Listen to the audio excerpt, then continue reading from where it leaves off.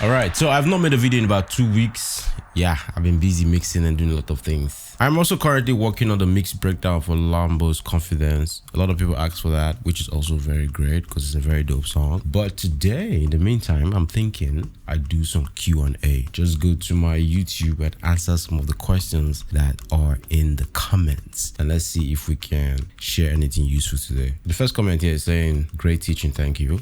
My pleasure. All right, so this one says how to gain stage in FL Studio, just like it did on here. Okay, so gain stage in FL Studio is actually quite simple. Let me show you real quick. So this is what you need to bear in mind, basically. The level on your channel rack is your pre-fader level, and the level on the mixer is a post-fader level.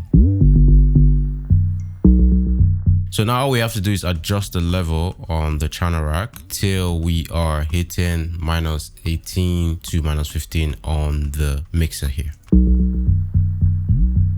So that's around -18, as you can see. Okay, we're jumping up to like just a bit above -15 there.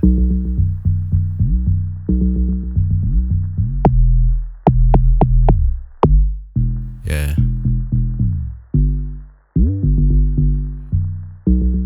That's pretty much it. That's how you gain stage in FL Studio. So this is your pre-fader, this is your post-fader. You use this to adjust your level and make sure you're hitting between -18 to -15 dB on the mixer here, which is again your post-fader levels. That's how you do gain stage in FL Studio. It's actually quite simple.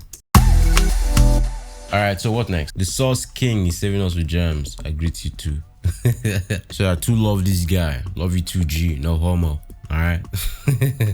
Boss, I do have a question. Do I need to set my speaker delay when I set my mix down from binaural to 7.1.2? I do my Atmos mixes on headphones. Why do you want to wear shoes if you don't have legs?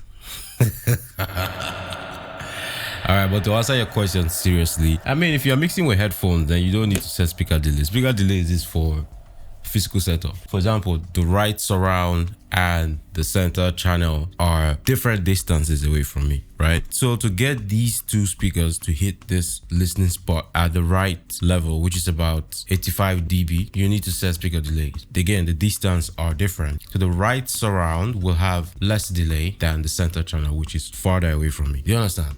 You don't need it for your headphones, basically. That's what I'm trying to say, okay?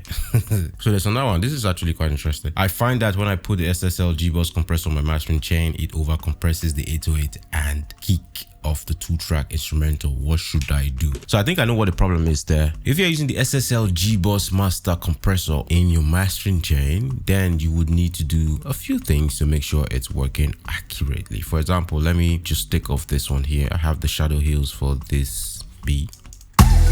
Let's replace that with the SSLG and let me show you what I'm talking about. A few things we need to do here. First of all, we need our attack to be quite slow, around 10, so that we can have the transient cut through. And then, because we are mastering, we don't want heavy compression, so we're going to bring the ratio down to 2. Again, this is also based on taste, but for mastering, it's always good to set your ratio at 2 because you don't want to do heavy compression. And then we're going to do something that's also very important, which is this sidechain filter here. Set this to around, say, 90 Hertz. What this is doing basically is simply telling the compressor to ignore all the sounds below 90 Hertz. And that's where your 808/ your kick or your log drums would sit. So the kick or your log drums or your 808 will not trigger the compressor. That way you will get a much more transparent sounding compression on your master, because the compressor is not attacking your transient and it's focusing the compression on the tonal part of your signal. Because if we don't set this at 90, what's going to happen is most of the compression will be happening to the low end. And then you want typically fast release. So slow attack, fast release. Or you can set it to auto and see if you like the way that sounds. For me, I like to set this to a very fast release, you know, somewhere around between 3 or 1, because it's mastering, right? Right?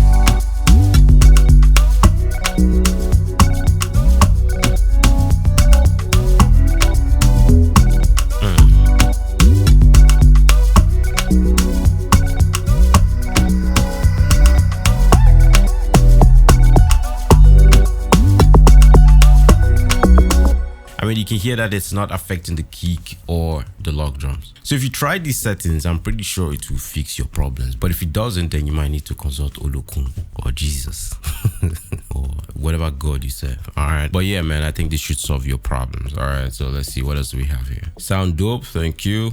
any chance you put them up for free again, just finding this video. This is a comment on my vocal and mastering preset release video I did last year when I first released my preset. I'm actually working on an updated version of my preset, and as usual I'm going to put it up for free for the first 24 hours.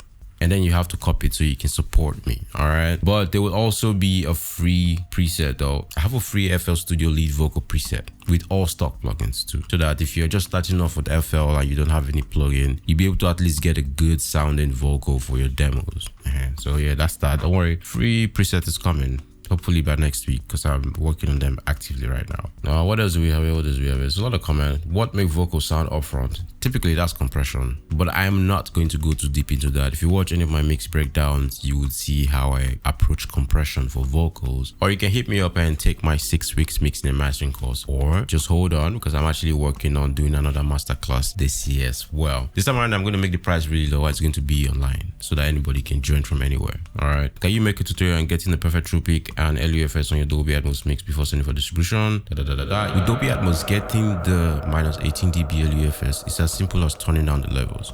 Now, sometimes just turning down the levels might not do it for you, because typically you are working with track outs from your mix session that you've exported with all the effects, right? And if that's how you're working, then you will need to do gain stage. You will need to turn down the levels at least to maybe around -8 dB for each track that you're working with in your Dolby Atmos mix session. And that will definitely get you a cleaner mix. You will get your -18 LUFS, and your true peak will be around somewhere between -3 to -2 dB, which is great for Dolby Atmos masters. All right. What else? Let me be your intern, sir. No.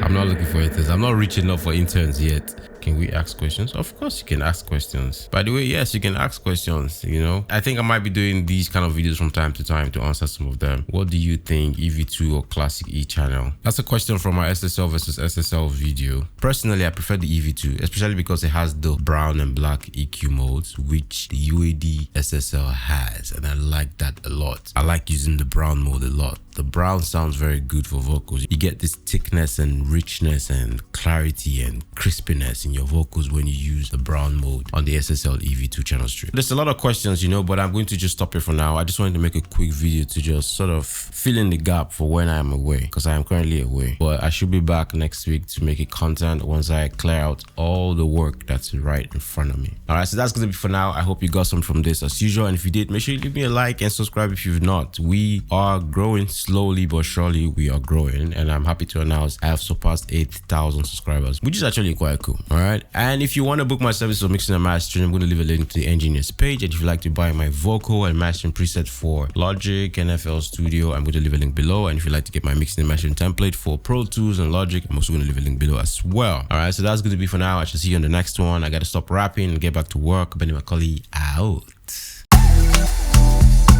Hey.